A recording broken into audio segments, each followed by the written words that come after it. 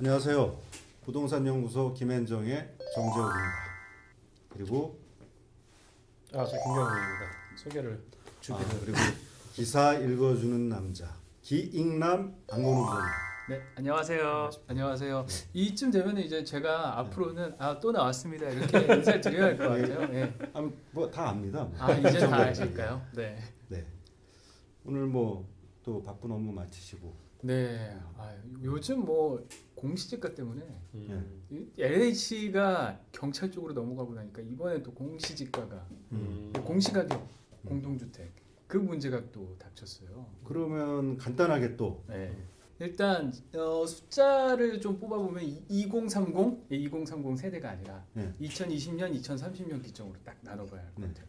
2020년 그러니까 작년 11월에 처음 공시가격 현실화 방안을 발표를 했잖아요. 네. 국토부에서. 네. 그때 난리가 났었거든요. 네. 당연히 그럴 수밖에 없는 게 공시가격은 일단 세금 산정의 기준이 바로미터가 되고 그리고 건강보험도 관련이 다 돼 있고 그리고 65세 이상 노인들이 수령하는 기초연금도 또 그것과 연동이 되잖아요. 네. 그러니까 난리가 난 거죠. 그래서 드디어 올해 이제 3월 네. 16일이었나요? 네. 현실화율을 적용을 해서 이번에 공시가격을 산정을 했다. 네. 공동주택 그 결과 이제 70%에 맞춰졌고 네. 시세 반영률이 70%까지 왔다. 그렇죠. 정확히 70.2%까지 왔고 전년도에는 어땠는데? 전년도에 69%였죠. 예, 69%. 그럼 많이 안 오른 거는 그러니까 생각보다 많이 안 예, 근데 네. 이 공시 가격이 네. 전년 대비 19.08% 상승해서 2007년 이후 14년 만에 가장 높은 상승률을 그건 이제 가격을 시세 반영률은 얼마 아니지만 실제로 가격이 급등했기 때문에 네. 예. 그래서 절대적인 가격은 올랐구나. 많이 올랐구나. 많이 올랐죠. 예. 이번에 그 공시가격 공동주택 공시가격을 발표할 때 브리핑에서도 국토부에서 뭐라 그랬냐면 이번에는 시세 반영에서 네. 그것 때문에 많이 튀었다고 시인을 본인들이 그렇게 근데 아까 얘기했어요. 수치로 69에서 70으로 바뀐 거는 사실 그 비율은 그렇게 안 높아진 것 같은데. 비율 자체는 높지 않지만 네. 이제 시세를 반영을 해보니까 세금 적용되는 그 가격 있잖아요. 절대적인 가격 그 네. 자체가 워낙 많이 높아져서 상승률이 엄청났다. 특히 뭐 세종시 같은 경우는 70%. 제가 질문을 다시 드려서 네. 죄송한데 정부가 몇 개년간 현실화하겠다라는 그거에 현실화율이 높았기 때문에 공시가격이 오르는데 큰 역할을 한 건 아니지 않느냐. 하지만 이제 지금 요 상황을 예견을 했다면 네. 본인들이 아파트 값이 오르는 거 걱정을 많이 했잖아요. 네. 작년에도 계속 지금 상승률을 어떻게든 멈추기 위해서 우리가 온갖 노력을 다하겠다. 뭐 공급도 하겠다. 그렇게 대책을 발표했으면 이번에 이 시세를 반영하면은 이걸로 인한 타격을 입는 사람들이 많을 거라는 걸 충분히 예견을 했을 거라고 다들. 그렇다면 현실화율을 조금 속도 조절을 했어야 하는 거 아니냐 이런 지적이 나오고 있거든요. 그거라도 네. 국민들을 위로하는 마음에 속도 조절을 했으면 속도를 네. 왜 가뜩이나 불난 집에다 기름을 붓느냐. 휘발유를, 그런 네. 정치적인 세련된 하는 방법이 있었을 수도 있다. 뭐 그런 말씀이시군요. 네네. 지금 문제가 그러면 작년 대비 공시 가율이보다는 시세를 매긴 게 한 10몇 프로가 올랐다 그거인가요? 그럼 시세까지 이제 저도 뭐 이게 네. 그러니까 공시가격을 산정하는 기준이 아직 명확하게 나오질 않잖아요. 그들이 공개하지 않고 있잖아요. 그래서 사실 우리도 추정에 근거할 수밖에 없어요. 그 브리핑에 따라서 시세가 많이 반영됐습니다 얘기하면 그럼 시세가 많이 영향을 미쳤구나 이렇게 믿을 수밖에 없는 상황이잖아요. 그러니까 이 현실화율은 불과 1%포인트 정도 이제 올랐을 뿐인데 공시 가격 자체가 뭐 유례 없이 뛰어버리니까 도대체 그럼 산정 기준이 뭐냐 니네 시세 반영했다고 하는데 그 명확한 근거를 좀 알려줘 봐라 이런 주장이 나오는 이유가 바로 그것 때문이죠. 지금 뭐 온 아파트들은 우리 이 기준을 빨리 공개를 촉구를 하자 이렇게 뭐 공동 서명도 받고 그러더라고요. 사실 그거는 작년에 많이 올랐다고 하면은 시세 자체가 오른 게 맞고요. 제가 봤을 때는. 근데 공시가율이 저는 굉장히 많이 뛴 줄 알았는데 생각보다 그게 아니어가지고. 그것도 정부의 발표를 믿는 수밖에 없잖아요. 그렇죠. 현실화율도. 기준이 없으니까 기준을 알려주질 않으니까. 네. 근데 그래도 저도 얼핏 드는 생각은 네. 그래도 10억에 네. 70%와 그리고 1억에 70%는 느낌이 약간 너무 극적인 비교여서 그렇긴 한데 근데 이번의 경우에는 1억에 70%가 아니라 10억으로 뛴 상황에서 70%를 적용한 거니까 사람들이 체감하는 세금이 올랐다는 거는 크게 다가올 수밖에 없을 것 같아요. 벌이가 그만큼 좋아진 것도 아니고 경기가 좋아진 것도 아니잖아요. 성장한 것도 아닌데. 그러니까 사실 이게 문제가 되는 게 제 생각엔 공시가하고 시가 그거보다도 어떻게 보면 세금을 내는 사람들이 받는 충격인 거잖아요. 그러니까 지금 우리나라는 특정 시점에 그 시점의 가격에 대해서 딱 이렇게 매기잖아요. 네. 그죠? 근데 캘리포니아 같은 경우는 어떻게 되냐면은 그 시점에 대해서 가격을 매기는 게 아니에요. 자기가 집을 예를 들어서 2010년에 샀다고 쳐요. 그때 가격이 10억이고 지금 이게 20억이 됐다고 하면은 프로퍼티 텍스 레이트 재산세율은 보통 1%, 1.25% 되거든요.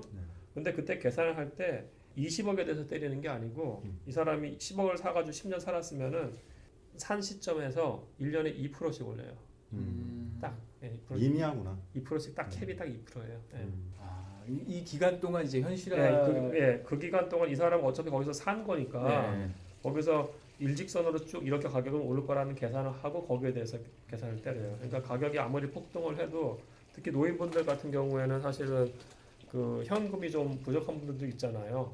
근데 그 사람들 보고 갑자기 집값이 올랐으니까 이만큼 내세요 하면 못 내고 나가라는 소리잖아요, 사실은. 그런 거 사실 방지하려는 미실현 책임이 있어요. 이익이잖아요. 그렇죠. 팔기 전에 예. 깔고 앉아 있는 건데 그렇죠. 그걸 기반으로 너 깔고 앉아 있는 돈이 이만큼 올랐으니까 너 수익도 있잖아. 돈 내라. 이런 그렇죠. 미국이 꽤 합리적인 합리적이에요. 제도인 것 그건 같아요. 굉장히 합리적이에요. 처음에 그렇죠. 자기가 재산 가치가 이만큼이라고 생각했던 그것이 그 사람 재산이고 그거에 대한 그 예측 가능하게 그 범위 내에서 범위 내에서 이렇게 올라가니까 준비를 할 수, 대비를 할 수가 있는 거죠, 사실.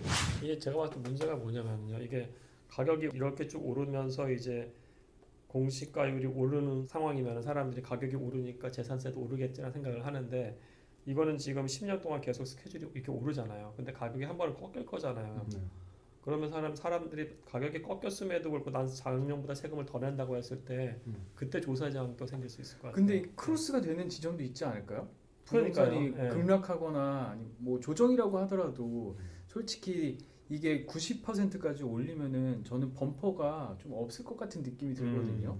너무 시세랑 비슷하게 비슷해지는 가니까. 거예요. 예. 집값이 뭐 꺾이면은 뭐 한 번 1억도 꺾이고 뭐 2억도 꺾이고 그러니까 이럴 그게 때 90% 되는 게 약간 위험할 수 있는 게 이 기준이라는 게 사실은 평균을 따라가는 거거든요.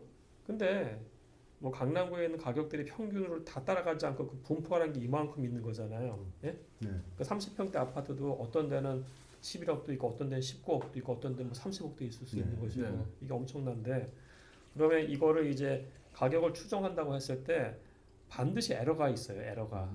근데 제가 AI로 해가지고 에러를 줄인다 했을 때 에러가 한 5% 정도가 나요.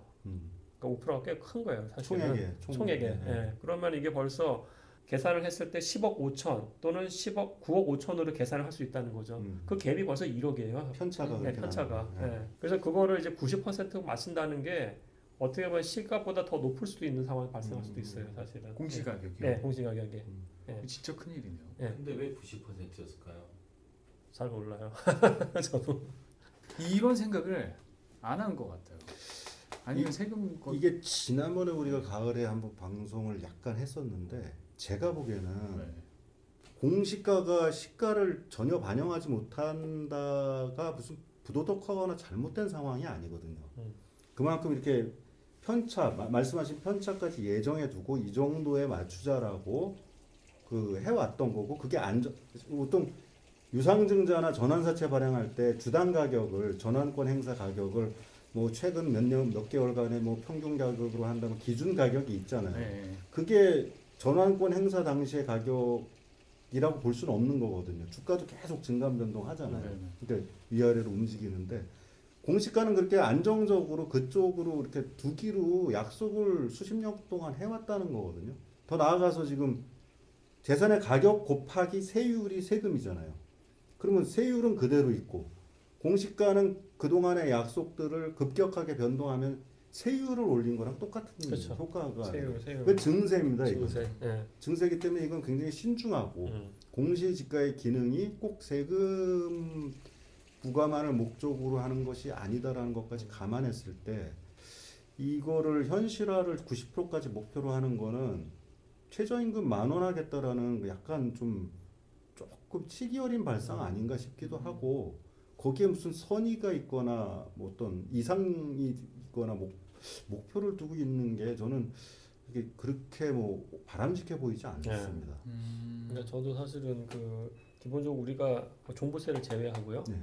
그 글로벌 스탠다드 봤을 때 재산세가 되게 낮아요. 재산세 올리는 건 맞는데 문제가 되는 거는 가격이 떨어지는 시점에 사람들이 사실은 가격이 떨어진다는 건 경제가 안 좋을 수 있는 상황이잖아요. 거기서 세금까지 더 지난번에 보다 높은 상황이 발생한다고 하면 오히려 가처분 소득 자체가 줄어드는 거여서 그럼 경제에도 안 좋을 수가 있거든요. 그래서 이거는 반드시 버퍼를 두는 게 제가 봤을 때는 중요한데 이거 90% 선은 저는 좀 위험하다고 봐요. 제가 봤을 때는 제가 이걸로 이제 AI를 계속 돌려보면은 이제 중위값 이하의 주택들은 잘 맞아요. 잘 맞는데 특히 고가 주택들은 정말 맞추기가 힘들어요. 물론 돈 많은 사람들이 세금 많이 내는 건 맞습니다만 그렇다고 그 사람들이 지나치게 많이 내서 피해를 봐서도 안 되는 거거든요. 그러니까 이거 되게 신중해야 될 이슈라고 생각해요. 개인적으로는. 네. 미실현이익에다가 우연한 사정에 재산 보유에 대한 세금을 계속 변화를 주는 거는 바람직하지 않습니다.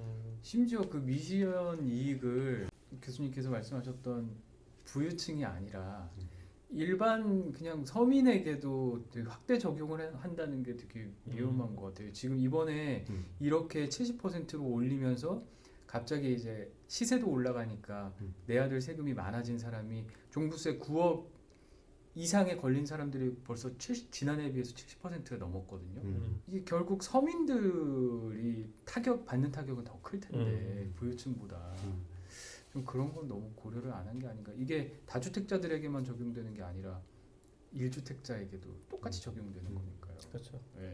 그리고 이게 문제가 뭐냐면 그 공시지가 보면 여기 간평이잖아요. 네. 국토부 장관이 간평사에게 의뢰해서 여러 가지들을 고려해가지고 산정한다는 건데 이게 간평사가 누구냐에 따라서 또 이게 천차만별이에요. 그러니까 이게 사람이 개입됐다는 것도 참 문제고요.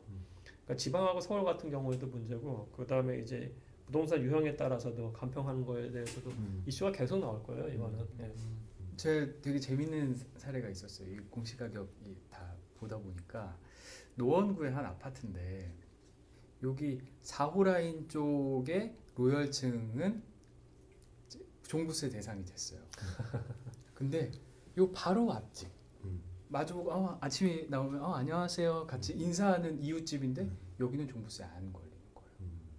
9억에 딱 운명이 갈린. 저쪽 라인 사람은 애 학원 하나 더 보낼 수 있겠다. 그렇죠. 학원 보낼 수 삶의 질이 달라지죠. 달라지죠. 근데 어떻게 그게 그 시세가 좀 차이가 났을 거래요. 사람들이 선호하는 다 라인이 있고 층이 있잖아요. 그게 사실은 어떻게 보면은 거래가 된 거를 갖고 지금 추정을 한 거잖아요. 네. 근데 이게 되게 애매한 게 그럼 그때 거래된 그 가격이 그 예외치일 수도 있는 거거든요. 아웃라이어. 네. 그 일대가 원래 7억이었는데 갑자기 패닉바이 한번 딱 불어가지고 한 번만 9억 딱 거래되고 그 전 이후 2달 동안 거래가 없었다고 치면은 우리가 그 9억을 정말로 실제 가격으로 인정을 하겠냐고요. 그러니까 이게 되게 조심해야 될 문제예요, 사실은. 그래서 실제 가격의 90% 올리고 거기에 대한 과세하는 건 정말 위험한 것 같아요, 저는. 저는 정부의 의도가 되게 궁금해지는 게 이게 그러니까 이렇게 현실화하는 것도 결국은 이제 가격이 너무 급상승했으니까 급등했으니 세금을 많이 거두면 일부 이제 이 충격을 이기지 못하는 사람들은 절세 매물을 내놓을 것이다. 뭐 이런 좀 순진한 상상 같은 거를 우리 옛날에 이것도 다뤘는데 네. 세금 좀 올랐다고 집을 판다? 그래서 제가 또 한번 돌아봤어요. 네. 궁금했어요, 정말. 작년에도 솔직히 절세 매물 이런 거 다 소용없습니다. 이런 얘기 현장에서 많이 나왔었거든요. 그래서 이제 대치동 그 E 아파트와 M 아파트, 네, 참 그 공인중개사 거기 계신 분들 얘기가 재밌더라고요. 아휴, 예전역에 그런 사람들 다 나갔죠. 뭐 정부 정책 다 예상하고 있었던 사람들인데 지금 남아 계신 분들은 다 뭐 욕을 하시면서도 세금 낼 거 그래 난 내고 그럼 난 버티겠다.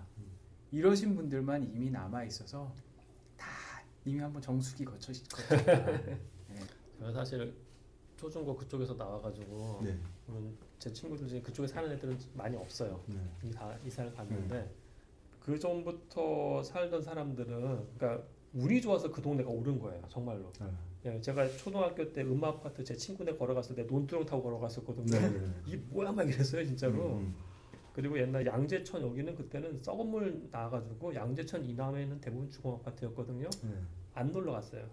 예. 지금 완전 상황 바뀌어서 좋은 동네인 건 맞죠. 근데 그 보면은 예전부터 쭉 살던 분들은 진짜로 아주 특별한 부자가 아니란 말이에요. 근데 지금 들어온 사람들은 얘기가 다르거든요. 그렇죠. 그러면은 이분들은 사실은 정말로 보유세가 많이 오르면은 타격을 받을 수 있는 사람들이 계세요. 그럼 어떻게 보면은 예전부터 있던 사람들이 피해를 보고 쫓겨날 수 있는 상황은 와요, 사실은. 되게 웃긴 상황이에요, 사실은. 그렇기 때문에 미국식 과세가 맞아요, 제가 봤을 때는. 그러니까 사람들이 오랫동안 그 커뮤니티에 남아서 사는 게 맞잖아요. 사실 이 사람들이 집값 올렸냐고. 집값은 이 사람들이 올린 거거든요. 근데 사실 저는 이 사람들도 비난을 못해요. 자기 돈 내고 좋은 어메니티 때문에 들어와서 사는 건데 이것도 어떻게 비난을 하냐고요. 네. 좀 장기적으로 보면 이게 결국은 우리 또 얘기했던 거지만 임차인한테 전가된다. 전가되죠. 집주인이 내는 세금이 아니다. 월세 올리고 그렇죠. 어떻게든 집에서 그 비용을 뽑죠. 100% 전가는 안 되는데 예. 일부가 전가가 되는 건 네. 당연한 거죠. 네. 그러니까 항상 그 월세를 올리는 이유가 집주인이 하는 말. 그렇죠. 왜 어려운데 왜 이렇게 내냐 올리세요 그러면 나가는 거 많아요. 대금이 얼마나 세금이 올랐는데요. 그러면서 이제 그럼 할 말도 없는 거야 사실은. 그래서 결국은 일부 전가될 것이다. 세입자들한테. 그것도 문제가 된다. 네. 네.